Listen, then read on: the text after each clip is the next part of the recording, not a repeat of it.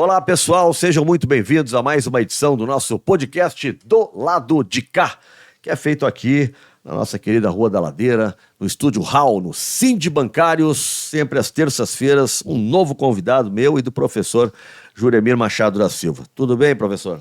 Tudo. Agora que terminou o Campeonato Brasileiro, né? Como terminou? Não terminou? Terminou. Palmeiras já é campeão, né? Palmeiras é campeão. Até se ele perder, o Flamengo ou o Atlético Mineiro tem que ganhar de 8 ou 9-0, uma coisa assim. Então o Palmeiras já é campeão. Agora eu estou muito preocupado, muito mesmo. O que vai ser do Grêmio depois da ida embora do Soares? O que vai ser do co-irmão? Do co-irmão, imagina a tua preocupação, né? Tu tá numa preocupação profunda sobre preocupação isso. Preocupação sincera, pelo que eu vejo, assim, olha, o Grêmio é um depois do Soares, era um antes, é outro depois. Mas eles vão fazer para substituir o Soares? Vai ser um luto daqueles. Eu sugeri trazer o alemão.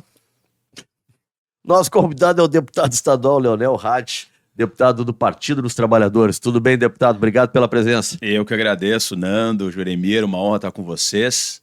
E principalmente no Sind Bancários, que foi o sindicato que a minha mãe foi uma das participantes aqui da direção, né, na década de 80, na fundação do Partido dos Trabalhadores. Não é o nome dela, né, não? Suzana Maria Costa Guterres. Olha aí. E junto com Olívio Dutra, Fortunati, toda essa geração, e era no Sind Bancários. Então me honra muito estar aqui hoje também. Político é que nem cronista esportivo que é isento no futebol. Mas eu sou isento. Não, mas não é pra ser político. É isento. Nem Grêmio, nem Inter. Não tenho time. Não, mas é verdade, eu não tenho mesmo. Né? Nunca, antes de ser político. Que é São José. Não, o Zequinha. Então, o charmoso Zequinha. Então não gosta de futebol. Eu gosto, mas eu não. Minha mãe era gremista, meu pai era colorado, enfim, aí eu me desgostei, uma época torcia, depois. Quando eu entrei ali na metade da adolescência, eu parei de torcer. Achei muito... Enfim, eu acho que ganha muito dinheiro e a gente acaba entrando nos estresses, às vezes, que não tem necessidade, né? Então... Mas eu gosto. Me chamarem pra ir num jogo, eu vou e gosto de assistir futebol. Até porque o futebol, às vezes, é assunto lá na Assembleia. Não, eu digo não sem bate-boca de discussão de jogo, mas, por exemplo, bebidas alcoólicas ou não em estádios, né? Questão de segurança também, que é um drama que a gente está vivendo, né? Porque é difícil um outro esporte que bote quase todo fim de semana 30, 40 mil pessoas num evento. É verdade. Não, é o maior esporte de massas do Brasil, um dos maiores do mundo, e mexe uma cadeia econômica absurda, e tem várias questões sociais que passam pelo futebol. Eu me lembro daquela história, até hoje eu não sei se é verídica ou não, nunca perguntei pro Olívio isso aí, mas que o Olívio trouxe o Hobsbawm aqui, o Hobsbawm veio a Porto Alegre e eles... que é colorado. E eles foram no jogo do Internacional. E aí o Olívio disse, veja só, Hobsbawm era um comunista, né? Veja só, time internacional, de vermelho, time do povo, isso aqui é um time comunista, e Hobsbawm meio que entrou naquela... encantou com o negócio. Acreditou. Eu tenho que perguntar para o Olívio essa, mas é uma história que demonstra, né, a força do futebol e como isso é importante para a nossa cultura, enfim, não é só o esporte em si, né? Do outro lado, o time da burguesia. O racismo. Pega pesado. Maneira de conquistar o cara já pro time dele. É assim. Deputado, como é que tá a peleia lá na Assembleia agora, depois de um período de Câmara, né? A gente fala aqui, né? Todo mundo que vem aqui comenta muito isso. Olha, quem passou pela Câmara de Porto Alegre, agora tudo é barbado. Sabe que é verdade. É interessante, assim, a Câmara de Porto Alegre, principalmente na última legislatura, no meu entendimento, a gente teve a representação máxima da extrema-direita fascista mesmo, em alguns representantes ali.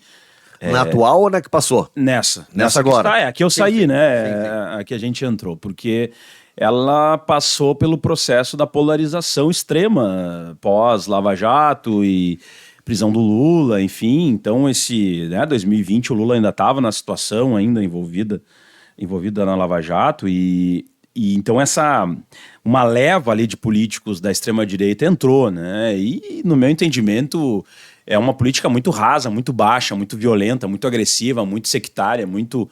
Então, foi uma experiência muito negativa que, felizmente, não se replicou na Assembleia Legislativa. Ali a gente tem parlamentares mais identificados com um campo um pouco mais à extrema-direita, mas o tipo de políticas... A política que se faz ali é um pouco diferente, entende? Não é essa política na base do discurso de ódio na tribuna o tempo inteiro, entendeu? E na Câmara, infelizmente, eu tenho observado isso, assim, e é muito triste para Porto Alegre, que foi uma capital exemplo do orçamento participativo, da democracia, enfim, Fórum Social Mundial, e ver o que se transformou, né, a Câmara Municipal de Porto Alegre. Eu espero que na próxima legislatura a gente tenha uma melhora. Eu não estou falando aqui de esquerda e direita, eu estou falando de extremismo, né? Não é a questão. Por exemplo, na Assembleia a gente é a maior bancada, o Partido dos Trabalhadores, mas proporcionalmente a gente é minoria.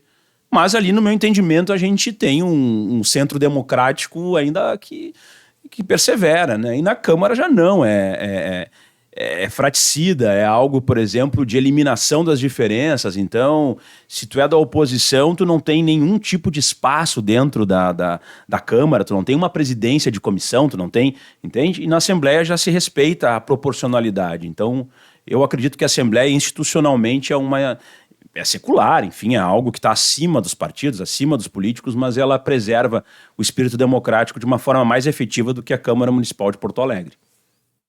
Agora, já estamos no clima de eleições 2024. Já tem partido apresentando pré-candidatura, o próprio PT, o PSOL. É óbvio que a situação já tem seu candidato, que é o prefeito Sebastião Melo. Então, tudo está convergindo para a eleição de 2024.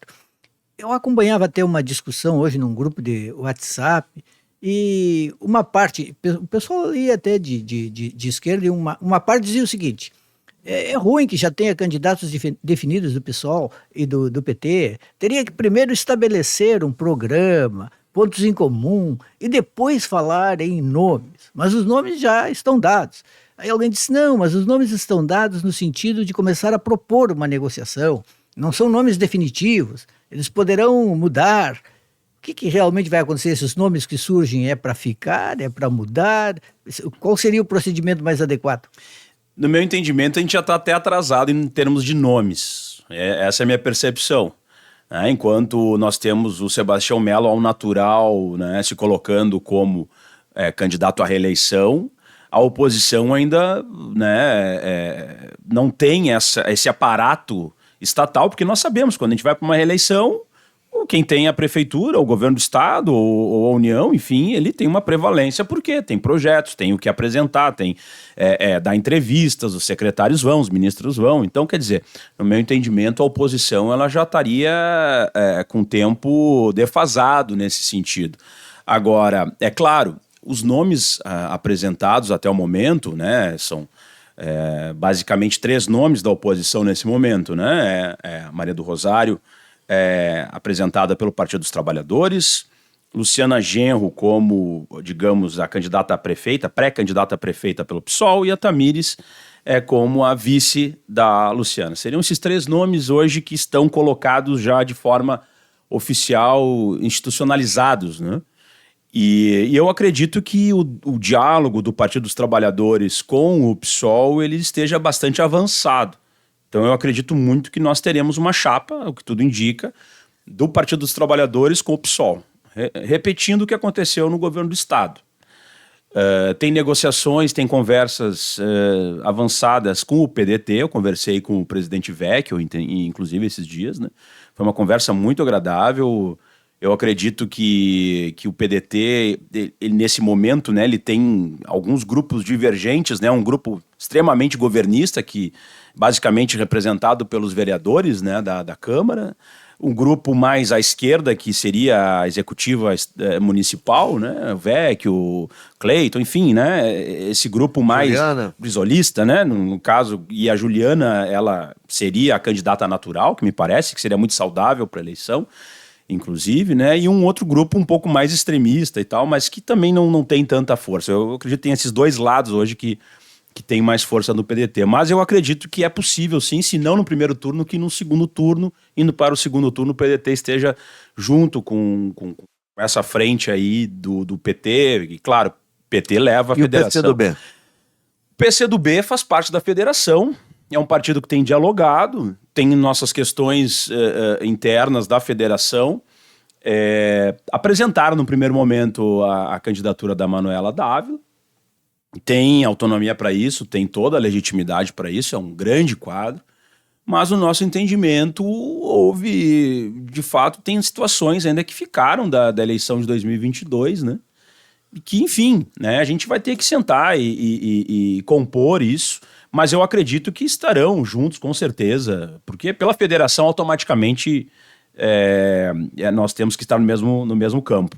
Mas eu acredito que estarão, de fato, envolvidos na campanha de 2024, assim como o Partido Verde, né, que são os 3 partidos da federação.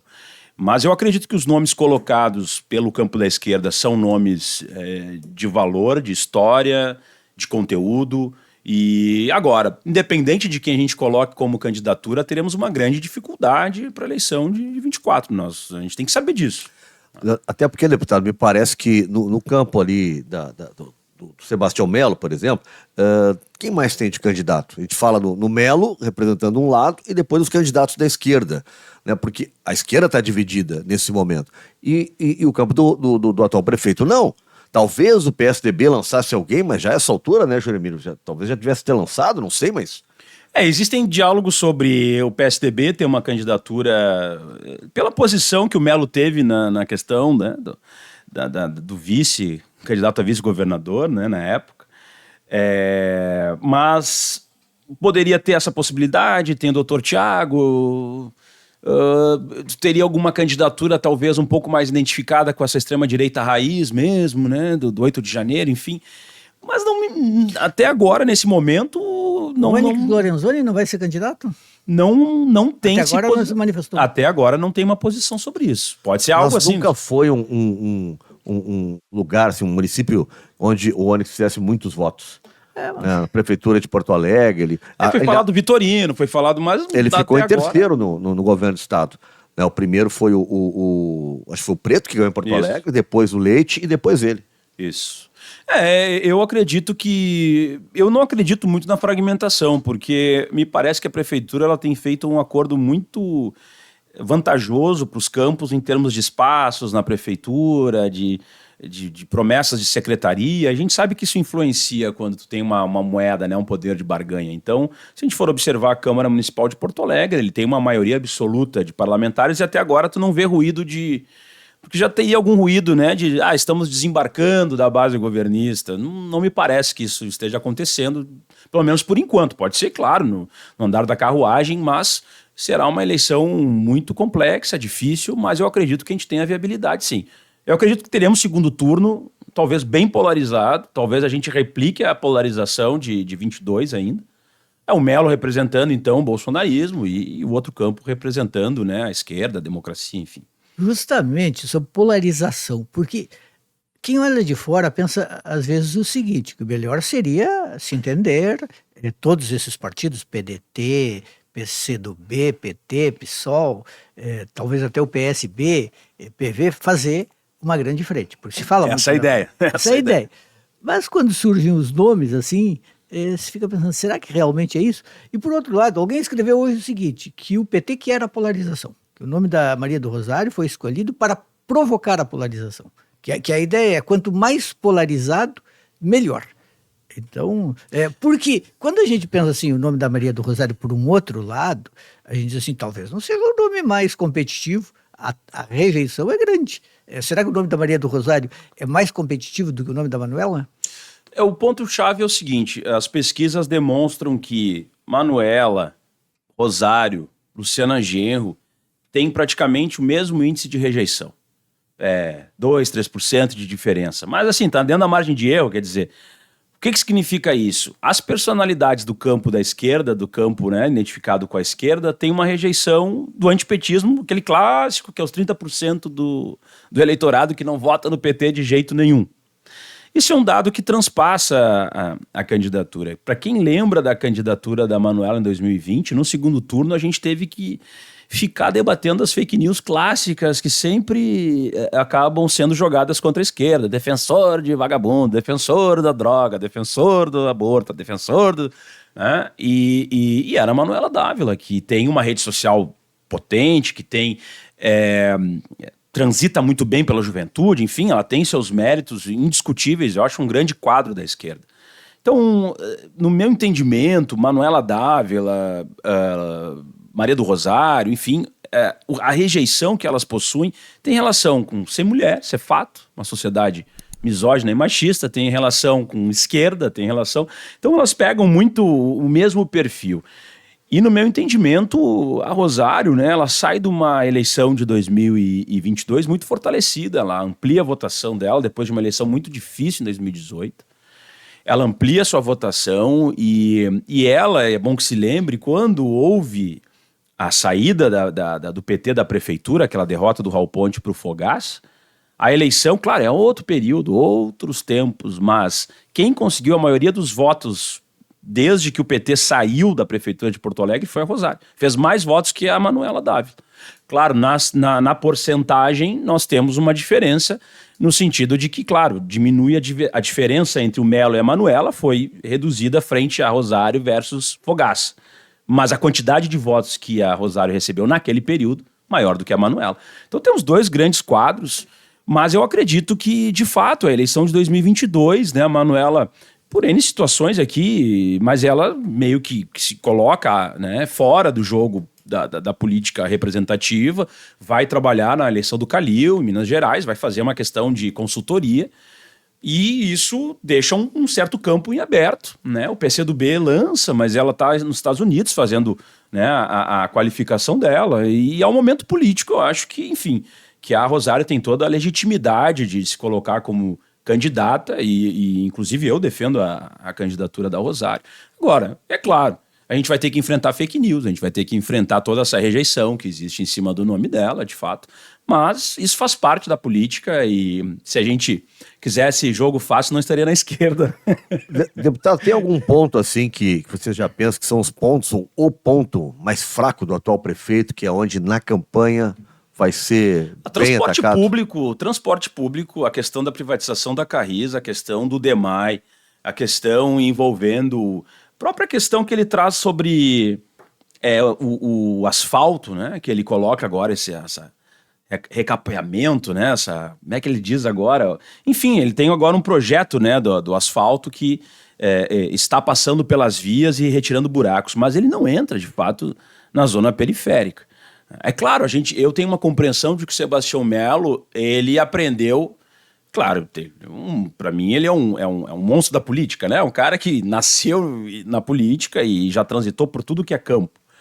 Então ele consegue analisar o que o Marquesan fez de errado e faz uma equalização diferente. Então ele é, de fato, uma personalidade que busca se aproximar da periferia de Porto Alegre. Por exemplo, tem uma demanda lá, ele vai lá com o chapelão dele de palha... faz uma fala agradável, entra na casa para tomar um café. Ele performa de uma forma que traz uma aproximação com as comunidades mais carentes, assim, né? Agora, nesse sentido, deputado, justamente para fazer o papel aqui de quem fica encontrando problemas para que vocês contornem. Quando a gente olha os nomes mais parecidos com esse perfil do Sebastião, o cara que vai na vila, conversa com todo mundo, conhece todos os lugares de Porto Alegre, cada buraco, capaz de nomear o buraco. Você é o buraco. É o prefeito da cidade, né? O zelador da cidade, né? Mas no PT, a Sofia Cavedon conhece muito mais a cidade do que a Maria do Rosário. A Sofia Cavedon é uma personalidade muito importante do nosso partido, grande colega aqui da Assembleia Legislativa. Mas eu acredito que em termos de repercussão, enfim, né, a Rosário foi ministra de Estado, a Rosário ela tem um mandato federal de repercussão, aprovou agora uma lei de repercussão nacional, por exemplo, sobre os filhos das mulheres mortas pelo feminicídio. Então, quer dizer, eu vejo que ela está num patamar hoje, receber né? pensão, né? Exato. Eu até quero fazer uma nuance. Eu acho que a deputada Maria do Rosário é um quadro extraordinário do PT, da esquerda. Não é, digamos dizer assim, que ela não está preparada para o cargo. É dizer assim, quais são as pessoas, nas suas especificidades, que preenchem, em princípio, melhor um determinado perfil. Claro, não, mas é o que eu falo... Respeito muito o trabalho da deputada Sofia. Eu acredito que é um grande quadro da esquerda, um grande quadro do Partido dos Trabalhadores. Mas, enfim, eu acredito que a escolha da Rosário, pela história, pelo volume que ela tem em nível nacional, ela tem uma prevalência nesse momento da disputa. Agora, de fato, e voltando para o Melo, né, por mais que ele faça esse papel, eu acredito que ele tenha deixado muito a desejar. Por exemplo, agora a gente vai ver como vai começar a faltar água de novo na periferia, um problema já, né, sistêmico. As obras que estão sendo entregues, se for observar, são obras que ele fez lá enquanto vice-prefeito na época do Fortunati. Então agora que ele está entregando. Claro, ele vai se usar disso para dizer, olha, estou entregando obras. Mas, na verdade, no nosso entendimento, tem essas questões. Eu não vou nem entrar na questão moral aqui sobre os problemas na Secretaria da Educação, CPI da Secretaria da Educação, sobre envolvimentos agora, aquele absurdo do assessor lá em que ele indicou o Pix e agora se descobre que esse assessor dele já tinha desviado recursos de Vale Alimentação. Então, são situações que envolvem a prefeitura. Nas enchentes aqui de Porto Alegre, o prefeito pediu doações e indicou o Pix do seu assessor. Isso. E o assessor já era envolvido em desvio de recursos de Vale Alimentação, enfim. E aí ficou ruim, né? E é complicado. Mas, enfim, são coisas que demonstram, né, onde estão alguns pontos em que o Sebastião Melo vai precisar também se articular nesse sentido. Agora, é o que eu digo, conheço o Melo e considero uma candidatura difícil de ser batida, mas temos grande possibilidade, sim, se fizer uma grande frente ampla, e por óbvio. Né? Muita movimentação financeira, além de ter a máquina, né? Exato. Não é uma coisa ele vai ter simples, muitos empresários ali, financiando. Construção civil. Tempo de TV, porque, enfim, né, se tu faz uma grande coligação, tu tem mais tempo de televisão, mais material. Então é aquilo. Agora, se a gente fizer a campanha que nós fizemos para o Lula, para o Edgar, para o Olívio Dutra em Porto Alegre, nós temos grande probabilidade de estarmos bem colocados, porque, afinal de contas, o Lula ganhou em Porto Alegre, o Edgar Preto foi extremamente bem votado em Porto Alegre, o Olívio também. Então, essa é a pergunta que eu ia fazer. Eu ia perguntar se tu acha que o Bolsonaro vem a Porto Alegre apoiar o Melo, mas a pergunta vem em cima do que tu tá falando aí, que o Preto ganhou aqui, o Lula ganhou aqui. Esses caras baixam aqui para ajudar na campanha? Com certeza, estarão aqui. Tenho convicção de que estarão aqui, porque foi uma vitória histórica nesse processo da luta antifascista, da luta pela democracia, e a Rosário representa, né, uma continuidade. Eu estou falando da Rosário porque é a candidata colocada pelo meu partido, mas, enfim, tem a composição das forças e que a gente espera que antes do final do ano a gente já esteja consolidados em relação a isso. Outro dia nós entrevistamos o deputado Matheus, do PSOL, e ele estava dizendo o seguinte, ele foi até assim, me pareceu bastante franco, ele disse que acaba que os caciques dos partidos estão decidindo muito, mais do que talvez ele gostaria. E havia uma discussão sobre, por exemplo, fazer prévias, mas há quem seja contra prévias, porque numa prévia a tendência é que o PT prevaleça, porque o PT tem mais filiados, então a prévia dificilmente vai acontecer. Então acaba que alguém tem que decidir, e aí são as direções dos partidos. Eu senti, por exemplo, que o Matheus, ele não sei se estava tão contente assim já com o lançamento de uma candidatura como a da Luciana, ou se ele queria mais discussão, uma discussão mais aberta.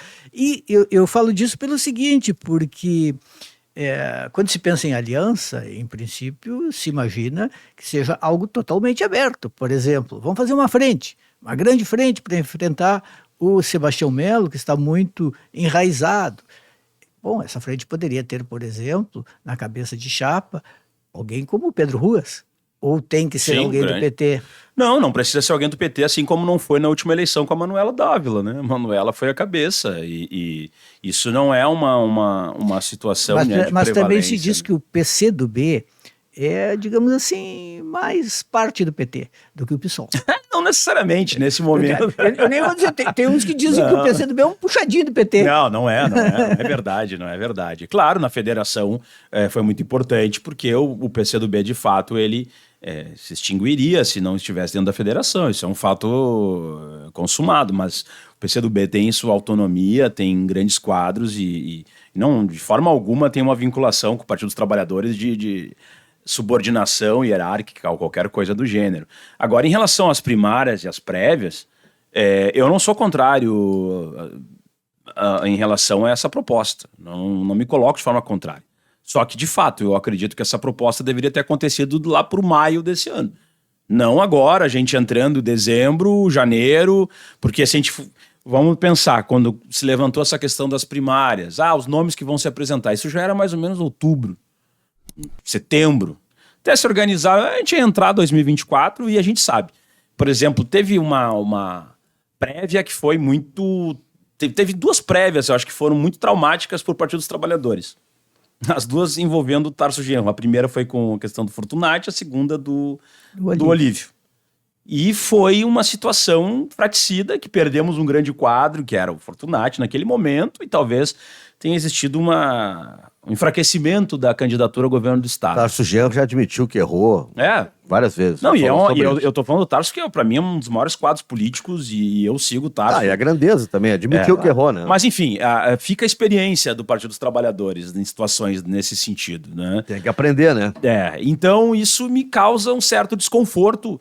Eu defendo, mas eu sei também que é impossível. Se tu vai para um embate, por exemplo, tu vai tentar dizer por que tu é o melhor candidato e o outro é o pior candidato.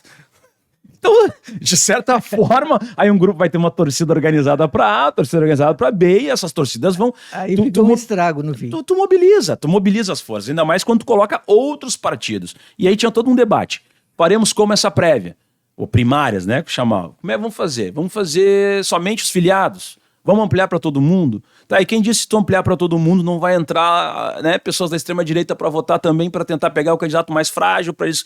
Enfim, tu cria um debate de como tu vai efetuar isso quando tu abre. Vai ser só entre partidos, cada partido faz sua prévia e depois se juntam numa grande prévia, todo mundo bota junto. Quem vai ser vice? É complexo, não é algo simples quando tu lida com diversas tendências, diversos grupos políticos.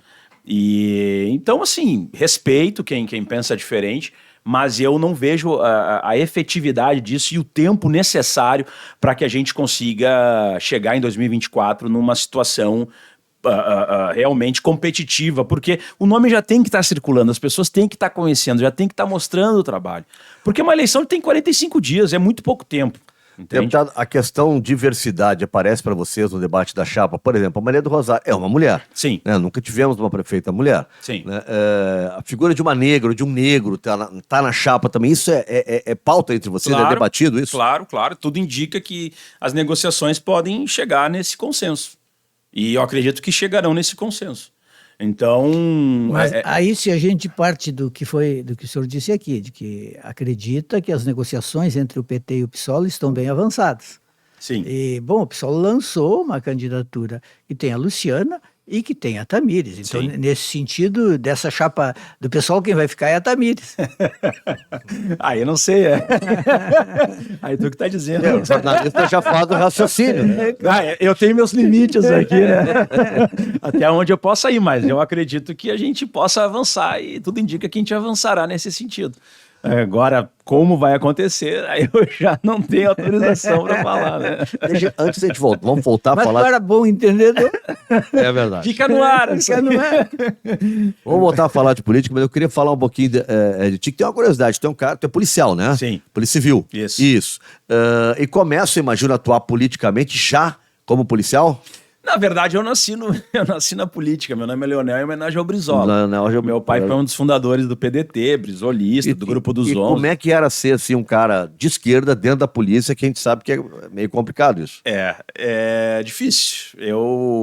Na verdade, foi por ser de esquerda dentro da polícia que eu acabei indo para a política representativa. Te borraram na marra.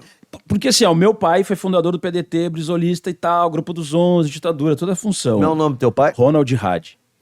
E a minha mãe, fundadora... Homem do teatro. Isso aí, da cultura. Foi diretor estadual de artes cênicas, trabalhou com Colares na FESC, na época não era FASC, era FESC, enfim. Tinha uma militância muito forte, né? Não tinha também uma banda, tocava? Tinha banda, Samad, Calibre, né? Rock. E aí Porto depois... Alegre tem que ser roqueiro, né? Sim. Na época era de esquerda e roqueiro, eu tava dentro, né? Agora outro lado. Agora vamos mudar. Mas a minha mãe funda o Partido dos Trabalhadores em 80, junto com o Olívio, que eu contei aqui no início. Então, quer dizer, eu já nasci nessa função. Fundação do PT, movimento sindical. Eu não saí de dentro do Sindibancários, que a minha mãe era dirigente, então eu tinha que... Participava das assembleias, que era no Araújo Viana. Então, eu cresci nesse meio, me filiei ao PT em 99... Mas assim, eu era aquele militante mais clássico do PT, que é um cara que não tem tendência. Eu não tinha participação interna no partido, nem setorial, nem nada, mas era aquele cara que chegava à eleição, escolhia um candidato, ia lá no diretório, pegava o material, ia entregar por minha conta, pegava a bandeira, ia no comício, fazia caminhada, entende? Então eu nunca tive essa visão, quero ser político, quero estar na política. Nunca tive mesmo. Então eu trabalhava com teatro, depois fiz concurso para a Polícia Civil e para mim tava tudo certo. Só que eu entro na polícia, faço concurso em 2010, 2012. As pessoas pensam assim, mas como é que tem um cara de esquerda e vai para a polícia? Eu disse, tem que ver como é que estávamos em 2010. Se a gente for lembrar 2010, existia uma outra perspectiva de segurança pública. A Polícia Federal já estava numa situação de valorização, a Polícia Rodoviária Federal tinha sido valorizada, os concursos estavam para nível superior, existia uma lógica as polícias estão mais democráticas e tal. Era esse perfil, né? Depois com o bolsonarismo a coisa desandou de vez e aí volta essa visão da repressão e tal. Mas 2010 não era. Tu tinha uma percepção que, meus amigos, vamos fazer e tal, pá. E aí eu faço esse concurso, eu entro na polícia em 2012, eu faço em 2010, entro em 2012 e aí o Tarso Genro perde a eleição de 2014 pro Sartori. E já tá no ápice da Lava Jato, né? Aquele início da Lava Jato. Não é o ápice, né? Mas tá no início da Lava Jato, PT, partido de corrupto, toda aquela questão. E o Tarso, ele perde essa eleição muito nessa situação, que surge em 2013 ali, né? Com os movimentos de rua e tal. Aí o que acontece? Eu começo na tentativa desesperada de o Tarso não perder a eleição, eu faço um vídeo dizendo, olha, eu sou policial e o Tarso Genro foi o melhor governador para a polícia, para os servidores públicos e tal. Esse vídeo, por ser um policial, no início da Lava Jato, isso dá uma repercutida, né? E incomoda. Tu tinha dito aquilo só por opinião ou tu estava dando um fato? Não, eu estava dando um fato, mas do tipo, gravei um vídeo, eu sozinho, e gravo um vídeo. Esse vídeo repercute e isso impacta involuntariamente impactou na campanha do Sartori. E aí eles estavam no segundo turno e o Sartori faz uma reunião lá, os coordenadores da campanha, os delegados, não sei o que, e queriam saber quem era o policial que tinha feito um vídeo dizendo que o Tarso era bom e o Sartori era ruim. Porque tinha impactado, porque era um policial, porque o policial não podia ser a favor do partido dos bandidos. Tipo isso. Meio que tirava o argumento. E ali eles diziam, esse cara tem que ser punido.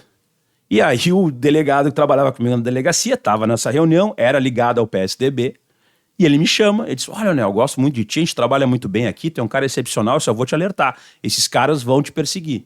Eles querem punição. E eu disse que, policial, né, do tipo esse aqui, que o governo quer punição. E virou, 2015 assumiram, o Sartori começa rapidamente a cortar o ponto, a cortar a hora extra, a fechar postos da brigada, a tirar o SAMU aeromóvel, a questão dos professores, fecha a escola. Foi bem radical, assim. Eu me lembro que em janeiro e fevereiro ele já começa... E aí eu começo a criticar ele. No Facebook. Chega em março, na minha mesa tem uma sindicância. Sindicância número 1 de 2015. Primeiro processo administrativo contra um policial do estado do Rio Grande do Sul foi contra mim. E ali era exatamente isso. Você está criticando o governador, quebra hierárquica e tal. Não importava se era minha página pessoal. Eles levaram isso. E aí eu comecei a receber uma atrás da outra. Toda vez que eu falava alguma coisa, eu recebia uma punição. E só que meu pai ele teve Guillain-Barré, ficou tetraplégico. E aí eu pedi minhas férias, fui cuidar do meu pai e começou a faltar papel nas delegacias, um pouco antes do parcelamento de salários. E ali eu fiz uma postagem dizendo, a Polícia Civil tem 178 anos e em menos de 11 meses o Sartori conseguiu destruir a polícia e tal. E eles recortaram aquilo, eu volto da meu pai em coma, tava na UTI, eu volto para trabalhar, eles me ligam lá pra delegacia. O Leonel chegou e tal, eles vão com uma viatura ostensiva, preto e branca, com giroflash, entram no estacionamento da delegacia na frente, entram todo mundo lá, como se eu fosse um criminoso, assim. Largam na minha mesa a sindicância, daí eu olho sobre o papel. Mas quem entra? A própria Polícia Civil? Sim, os colegas? A corregedoria, né? Sim. Mas assim, tu imagina os colegas assim, tu tá trabalhando, aí chega a corregedoria, aí, vai na sala, vieram com viatura, vão prender, o colega roubou alguém, né? Tipo, como se fosse um corrupto. E aí aquilo me bateu. Meu pai morreu uns 2 meses depois, mas aquilo me deu uma situação que era o seguinte, olha, eu não posso falar nada dentro da instituição, as sindicâncias era sempre no nível tipo ditadura, quem é que te financia, por que tu tá falando isso, quem é o político que tu é ligado, era desse nível.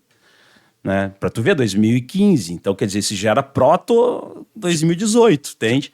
E aí ali eu pensei comigo, o que eu vou fazer? Porque os caras acham que eu sou financiado, eu tô sozinho, eu só sou um militante, ninguém me conhece no PT, ninguém me conhecia no PT. Perguntaram se tu tinha conta na Rússia, alguma coisa? Quase assim? Isso, quase isso. O que os comunistas querem? Falaram até do Mário Lago, pra tu ver como é que era o negócio. Até do Mário Lago. Aí eu pensei comigo, eles acham que eu sou da política e tal, era ano eleitoral, já tava virando 2016, a Dilma naquele processo de impeachment. Aí eu disse, quer saber, eu vou dar o que eles têm medo então, que é... Porque ou eu me recolhi, e eu cheguei até a pensar em me matar no cartório. Pensei comigo, não. Então é nesse nível, então vamos botar aqui, Sartori, a culpa é tua, cria um fato político e sabe? Porque imagina, teu pai tá morrendo, os caras sob pressão, tu tá tentando ajudar a instituição, aí os caras vêm e te punem porque tu tava cuidando do teu pai. Os caras sabiam que tu tava numa situação extrema, e ainda assim te bota uma sindicância por política partidária, nitidamente. Aí eu disse, eles têm medo, então tá. Aí eu fui, tanto é que ninguém me conhecia. 2016 foi a primeira eleição que eu concorri. E foi o pior ano, né? Porque ninguém queria ser do PT, ninguém Tu não teve que sair da polícia. Tu fica licenciado. Ficou licenciado. E a minha ideia era justamente essa. Eu ficava 3 meses licenciado.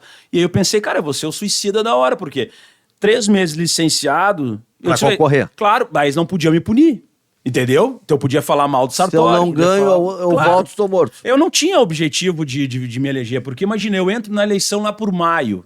Não tinha mais grupo, fui eu sozinho e o Padeiro, que é o cara que até trabalha comigo hoje, que fazia os vídeos, e era do PC do B. Aí ele fazia os vídeos pra mim, eu botava na internet, ia pra rua panfletear sozinho, e eu não me elegi por 100 votos em 2016. E é o pior momento do PT, né? Quem se candidatava em 2016 tem que internar, porque se tomava pau na rua, as pessoas quase batiam em ti quando entregavam um panfleto. E foi por isso até as pessoas às vezes, mas por que a tua cor é preto e amarelo? Por que não... A gente fez um estudo do tipo, a polícia, o preto e amarelo, maior contraste, a gente queria se misturar, porque na época era muito difícil, né? Tu botar o vermelho, uma estrela, ninguém pegava o teu material. Então eu queria trabalhar essa coisa da segurança para tu conseguir chegar nas pessoas. Como é que foi o desempenho? Eu não me elegi por 100 votos. 100 votos. 100 votos. Mas daí eu voltei pra polícia e também mais uma... Mas hoje, os policiais hoje, eles te consideram uma voz em favor dos policiais, então te procuram? Sim, com certeza. Porque é um mandato vinculado ao sindicato das polícias, né? Que é um sindicato de esquerda. As pessoas não acreditam, mas o sindicato da Polícia Civil é um sindicato de esquerda. Mais esquerda do que eu até. Então, quer dizer, a gente tem uma representação nesse sentido. E o nosso objetivo é ser um mandato classista, não só da polícia, de todos os servidores públicos, aposentados, trabalhadores em geral. Porque, enfim, eu tenho uma dívida com o movimento sindical, tenho uma dívida com os movimentos sociais, uma dívida com os trabalhadores de todas as categorias. E eu me vejo como membro da classe trabalhadora. Por exemplo, qualquer coisa que passe ali na Assembleia que trate sobre servidor público, sobre IP-Saúde, me atinge diretamente. Atinge minha aposentadoria, porque eu sigo recolhendo como policial. Eu sigo pagando IP-Saúde, entende? Então, quer dizer, chegam essas pautas para mim, olha, isso aqui sou eu, não é só... Além dos meus colegas, também me impacta diretamente. Então, agora, tu adquiriste um certo destaque nacional a partir dessa ideia de policial antifascista. Isso teve uma repercussão em determinado momento. Sim, né? Porque em 2013 eu já falava sobre fascismo. 13.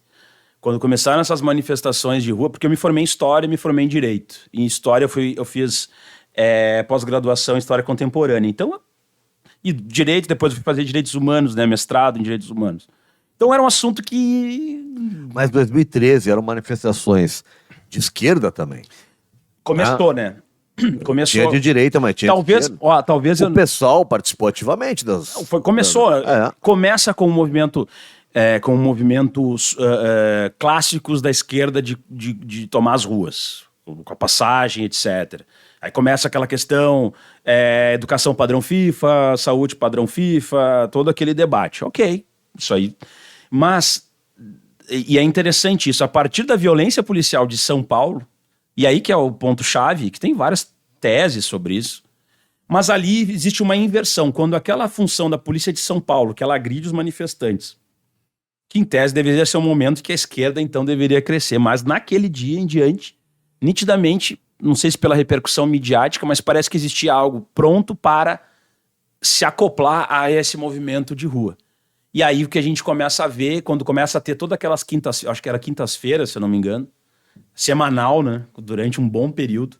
Ali a gente vê que já é uma lógica da extrema-direita dominando os movimentos de rua, e a esquerda teve muita dificuldade de observar que aqueles movimentos de rua não eram movimentos populares, porque até então quem tomava a rua desde a ditadura era a esquerda.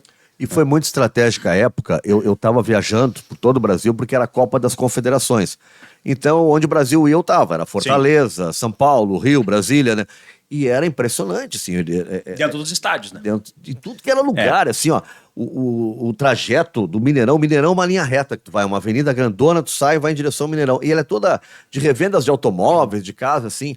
Os caras quebraram todos os vidros, demoliu tudo, era um negócio de guerra, assim, impressionante. Não, e aí eu comecei a trabalhar, eu pedi, quando eu vi que começou a virar cíclico, desde o primeiro dia, começou que nitidamente tinha tomado um volume muito maior do que eram aquelas manifestações clássicas da esquerda, eu me voluntariei para trabalhar nos plantões, porque eu queria que... Assim, de forma militante, mas claro, no meu trabalho não tinha... Lá eu trabalhava como policial, mas eu queria entender o que estava acontecendo. Porque eu me lembro que eu fazia parte de debates sobre, né, lá na faculdade, no mestrado e tal, direitos humanos, e muita gente defendia que isso era um movimento muito baseado na Primavera Árabe, que eram movimentos horizontais, sem partido, que os partidos estavam falidos, então essa era uma nova leva, né, que vinha do campo democrático. Né? E a Primavera Árabe, naquele momento, era vista como uma vitória da democracia no Oriente Médio, que depois, enfim... e aí eu dizia o contrário, eu era a voz única. Eu me lembro que eu dizia, olha, isso pra mim é um protofascismo. Mas por quê? São pessoas que têm ódio à esquerda, nitidamente. O discurso que está sendo predominante é um ódio, primeiro, geral aos políticos. Sem partido, todo político é isso. Mas, nitidamente, ali tu já vinha avançando numa lógica porque era contra o governo federal. Nitidamente era contra o governo federal da Dilma. E nisso, nós víamos aquela questão das pessoas, movimento de massa, muitos vestidos do mesmo jeito, andando em direção, baseado no ódio a algo, e todos andando sem uma direção clara. Parecia uma massa dominada por um sentimento de ódio e de destruição. E eu dizia, pra mim isso aí é típico e tal. Isso, cara, não, esse é movimento... Cara, eu cresci nas diretas já, né? Eu cresci nos movimentos sociais. Isso não tem nada a ver com o que eu tô habituado a transitar. Claro que muitas vezes nos movimentos sociais tu tem divergências, mas tu sente o tipo de bandeira, o tipo de caminhada, o tipo de pauta. E ali não, era um troço realmente assustador. E aí nas prisões começava a vir assim, ó, filho de cônsul, ex-militar, militar que tinha recém-desengajado. E aí eu dizia, cara, essas pessoas elas não fazem sentido de estarem no mesmo lado. Aí vinha eventualmente um estudante, que é o, né, da URGS, por exemplo, mas a maioria que era presa eram os caras que não tinham nenhuma vinculação com o movimento social. Caras jovens com cabeça de militar, sabe, de cabelo cortado como militar e tal. Aí eu dizia assim, daí eu me lembro que eu tava um dia registrando o boletim de ocorrência, tinha uma colega do lado, eu disse assim, isso é fascismo. Daí ela ficou me olhando. Que isso? Eu não sabia, porque imagina, né? Um troço. E aquilo foi. E aí que vem o policial antifascista. Nem era o principal mote, assim, mas com a ascensão do Bolsonaro, 2018, e eu já entrei daí na eleição de 2018, eu já entro como, eu sou policial e sou antifascista. Aí eu fiz parte um tempo do movimento dos policiais antifascismo, mas aí acabou pegando esses dois, né? Se colou e tal, e ficou esse símbolo assim, e claro, isso é muito duro, porque 2018, ser policial numa pauta anti-Bolsonaro, em que 90% dos teus colegas votaram no Bolsonaro, era muito difícil, muito duro. Como é que ficou o sindicato? Você está dizendo que o sindicato é de esquerda. Mesmo durante o período aí, Bolsonaro, com esses 90% de bolsonaristas dentro das polícias, mesmo. O sindicato conseguiu se manter de esquerda? Conseguiu.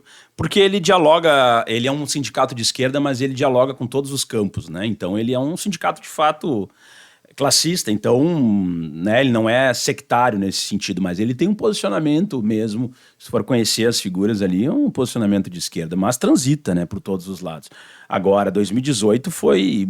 E outra, o sindicato ele tem uma história porque a grande mudança da Polícia Civil passa pelo sindicato em 2014. Mas não teve eleição nesse sindicato Teve. Durante o período do Bolsonaro. Como é que a esquerda conseguiu ganhar? Porque justamente é um sindicato que tinha mostrado o trabalho, né? Então isso ficava, né? E nunca foi um sindicato assim, militante no sentido de... Por exemplo, participava de manifestações do CEPERS e tal, sempre foi um sindicato muito ativo. Eu acho que, para mim, é o sindicato que mais mobiliza hoje alguma categoria do serviço público, é a UGIRM, né, o sindicato da polícia. Mas, enfim, como eles tiveram muito trabalho apresentado, tiveram sempre uma boa relação, se manteve ainda, né, essa lógica e se reelegeram. Agora, 2018 foi... Eu me lembro que eu voltei, eu termino a eleição, tu termina a eleição domingo, segunda tu volta a trabalhar. É assim que funciona, quando tu perde uma eleição, tu tá licenciado, no dia seguinte tu volta a trabalhar. E eu voltei a trabalhar em 2018, quando eu entrei na minha delegacia, na porta do meu cartório, onde eu trabalho lá, eu trabalhava na investigação e tal, tava escrito DOPS lá. E já comecei a responder a sindicância de novo, e grupos de WhatsApp me xingando de cima a baixo, e dizendo... De colegas? De colegas, claro. Imagina, os caras me achavam o cara mais babaca da história. E ainda tenho uma amizade com a Maria do Rosário, por exemplo. Então, quer dizer, eu era o antagônico total, e eu sempre fui um policial operacional, do tipo, fazia operações policiais. Então, 3 vezes por semana eu tinha que cumprir algum mandado de busca e apreensão, mandado de prisão. Então, a gente ia, a gente encontrava entre 500 policiais, 1000 policiais, todo mundo armado, de fuzil, não sei o quê, e ia entrar numa casa com uma equipe que tu nunca viu na tua vida. Não sabia que eram meus colegas, estavam comigo. Às vezes tinham 2, 3 que eu conhecia, mais outros 3 que formavam a equipe. Eu não sabia quem era. E aí os grupos tudo dizendo, tem que matar esse cara, não sei o quê. Então eu ia pra operação policial e ficava na parede só observando. E aquele clima, nossa, imagina, tem 1000 pessoas te olhando e enfim, e foi indo. Mas qual é a pauta bolsonarista que apaixona tantos policiais? Porque não é aumento de salário. Né? Não é porque não fez nada, né? Exatamente. Pra nada de nada. Seria o quê? A liberação das armas para qualquer um? Não, eu vejo que é muito mais o discurso de... Bandido bom é bandido morto? Por que acontece? Quando tu tem um político que fala o seguinte, tu é policial, o que tu fizer eu vou legitimar. O que acontece? Tu ganha o policial corrupto e tu ganha o policial que gosta de trabalhar. O que eu quero dizer com isso? Tu ganha o corrupto porque o corrupto diz assim, pá, se o político diz que tá liberado. Que é o bandido bom, bandido morto, né? Do tipo, o que eu fizer, ele eu sou autoridade máxima e dane-se, pra mim tá tribom, né? E o bom policial, o policial honesto, correto, ele também se sente representado porque ele pensa o seguinte, pô, eu tô todo dia cumprindo mandado, por exemplo, tô todo dia abordando carro, eu tô todo dia prendendo gente. Pô, vai chegar uma hora que eu vou receber sei lá, eu vou errar, ou vão me filmar, e aí vão dizer que aquilo lá é abuso de autoridade, e aí eu vou ter que ficar gastando com advogado. Então, pô, um cara chega e diz assim, não, o que tu fizer tá legitimado, também cabe pro bom policial. Então ele ganha dos dois lados, tá? Porque daí o cara se sente... Claro, é tudo uma falácia, é uma grande mentira, mas tu vê, assim, policiais que trabalham na linha e policiais que trabalham fora da linha que acoplam no mesmo discurso. Tá? Depois se demonstra uma grande falácia. Mas isso discursivamente é muito forte. E por outro lado, por exemplo, o que a esquerda fala sobre segurança pública? Se eu chego aqui agora... policial polícia assassina, polícia que mata... Tu entende? Então tu tem um antagonismo muito, muito forte. De um lado e do outro lado é o laissez-faire e do outro lado é a punição. Até durante a campanha, antes da eleição do Lula, o Lula diz uma frase assim sobre o Bolsonaro, que eu lembro que até que olha, vamos ter que limpar isso aí.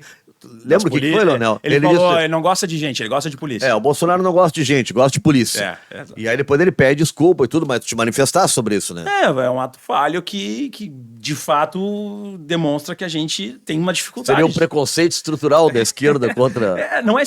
Vem da ditadura. Eu super compreendo a questão, eu não tô aqui criticando a esquerda nesse sentido. Pois eu queria te perguntar isso, a visão da esquerda sobre a polícia, que é mais ou menos essa que tu mesmo descreveste, é uma visão... equivocada, errada? Eu acho que ela é parcialmente correta, mas o parcialmente tem um abismo no parcialmente.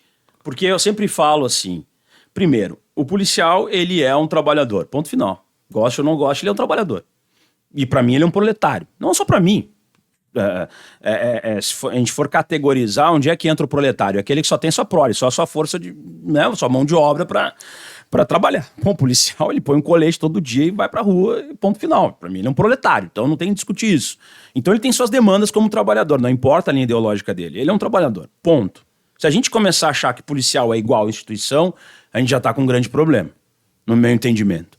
E aí, por outro lado, eu penso o seguinte, bom, a nossa instituição policial, ela é herdada da ditadura, né? Essa estrutura brigada militar, polícia civil, essa divisão vem de 67, 68, que é, né, antes do AI-5, ali eles preparam todo o sistema e depois implementam para ser uma polícia repressiva, subordinada ao exército, por isso que é, né, força auxiliar do exército, a polícia militar.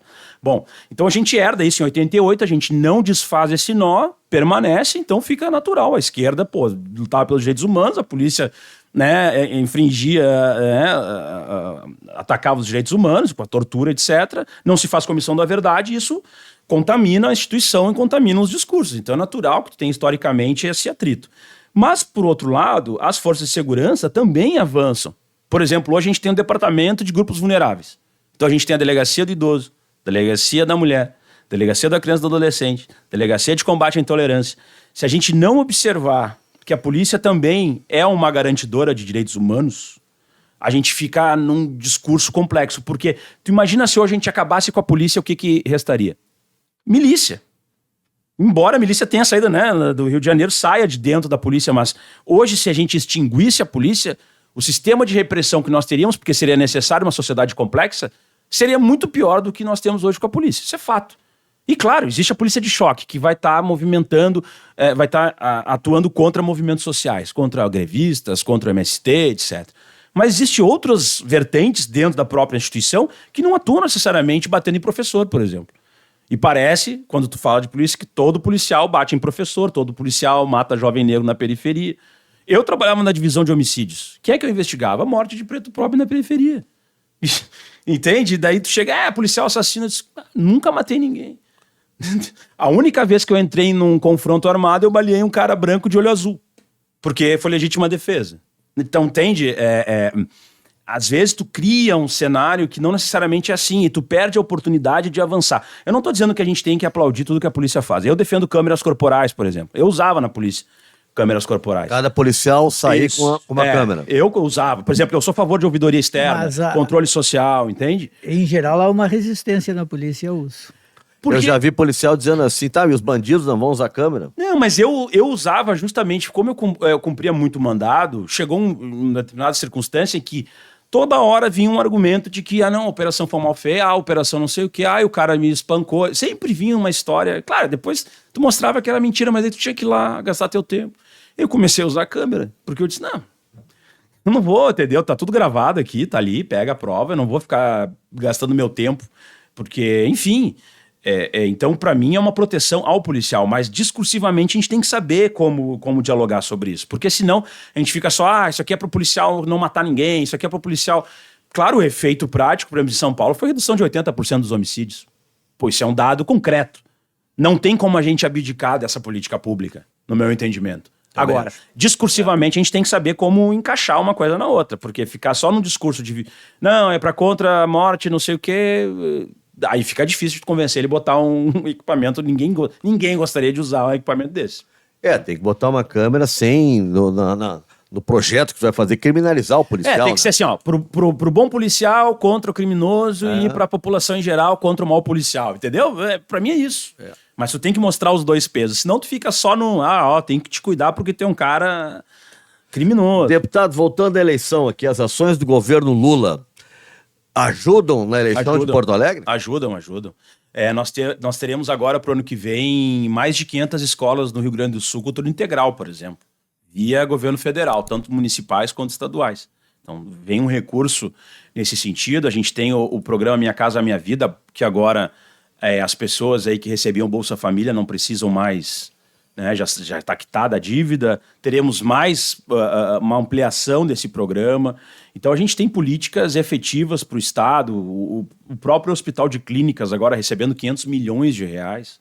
Então, quer dizer, tem políticas em volume grandioso para o Estado, que eu acredito que ano que vem a gente precise comunicar melhor para a população sobre essas políticas, mas que fazem com que a candidatura identificada com Lula possa surfar, digamos, junto com essa popularidade dele, que inclusive está melhor aqui do que em muitos estados do Brasil. Isso em termos de pesquisas? Em termos de pesquisas. Mas o centro da campanha, na hora dos debates, das grandes discussões, vai ser mais aquele assunto municipal, do tipo a privatização da Carris? Isso. Ou ainda vamos discutir muito bolsonarismo versus a gente tem que observar como é que o Melo vai se portar também. Isso aqui já é uma questão de análise minha particular. Porque o Melo, a gente sabe, ele se identificou demais com o bolsonarismo, mas ele é uma personalidade que é um camaleão. Ele faz análises de política onde ele ganha mais. Se vai ser numa posição de neutralidade ou se vai ser polarizando. E aí que a gente talvez tenha que responder a partir da forma como ele se posicione. Mas, por exemplo, a ideia é trazer aspectos relevantes do município, como a privatização da Carris, por exemplo. Né? De dizer que nós temos que estatizar a Carris. Isso já está sendo dito. Não só tanto a Rosário quanto o PSOL já fala sobre isso. Então, esse assunto municipal ele vai ser o assunto central, mas é inegável que o aspecto de quem representa qual projeto, isso tem que ser colocado na pauta, porque se demonstra que quando tu vincula um programa a uma candidatura determinada, a um presidente ou ex-presidente, tu tem um ganho com aquela posição. Se o PSDB não lançar candidato, você imagina o governador Eduardo Leite possa tomar alguma posição na eleição? Pode até, quem sabe, dizer eu vou apoiar o Melo depois do que aconteceu na eleição passada? A política são símbolos. Eu realmente acredito que se o PSDB não tiver uma candidatura própria, estará junto com o Melo. Então, não vejo por que não. Porque no segundo turno ele não falou nada na última eleição, né? Ele ficou... ele ficou, entre aspas, neutralidade. Neutralidade. Mas vamos ver, aí é uma questão do PSDB, porque o PSDB, digamos, os principais quadros hoje nacionais do PSDB estão no Rio Grande do Sul, né, dos poucos que ainda têm repercussão. E o Eduardo Leite tem uma pretensão a ser candidato à presidência da República. Talvez ele, né, dentro dessa análise, ele tente fazer alguma concessão para ganhar algum tipo de apoio. Veremos. Eu acho que já ficamos sabendo hoje muita coisa. Impressionante. Por exemplo, a possibilidade de uma chapa Maria do Rosário Itamir. Não. Duas mulheres, uma mulher branca, uma mulher não, só para falar com a coordenação, não falei nada, eu não disse nada. Chat no podcast. Deputado Leonel Hadi confirma a chapa. Não confirmo. Exatamente. Não confirmo nada. Deputado, deixa escapar. Deputado, estamos encerrando. Faltou dizer alguma coisa que queira dizer aí pra galera, aí pra população? Não, eu agradecer demais a oportunidade mais uma vez. É uma honra estar com vocês.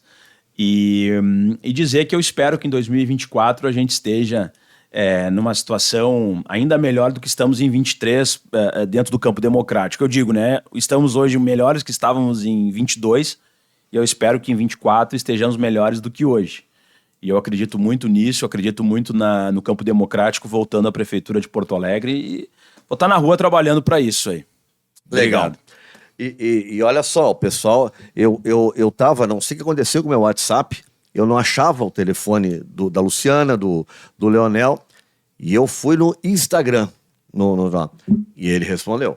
Viu? Então o homem a gente tá, querem falar com o deputado, vão lá, mandem recado. Lá, manda que a gente responde. @, Leonel Hadi, né? Isso. 2 Ds. RADD. DD. Todo mundo acha que é árabe, mas é alemão. É alemão? É alemão. Tá bom. Obrigado, deputado. Obrigado. Fechou, então. Juremir, parabéns pela grande campanha do Inter. Provavelmente terminará em 9º colocado, tá? Nono colocado. Será uma grande campanha. Muito além das nossas expectativas. Já que são 20, né, deputado? Seria ser na primeira página termina, né? Não, mas eu me lembro, tempo atrás, estava quase indo para a segunda divisão. Estava quase tá bem. Para a segunda divisão. Tá bem. Terminou bem. Para a segunda divisão. Gente, se não está inscrito no canal, te inscreve aí no canal, dá um like, deixa comentários aí pro deputado Pulelê também, acompanhar a opinião de cada um, tá certo? Fica na plataforma aí durante todo o tempo, do lado de cá, com o nosso deputado Leonel Hadi. Valeu, obrigado, até a próxima.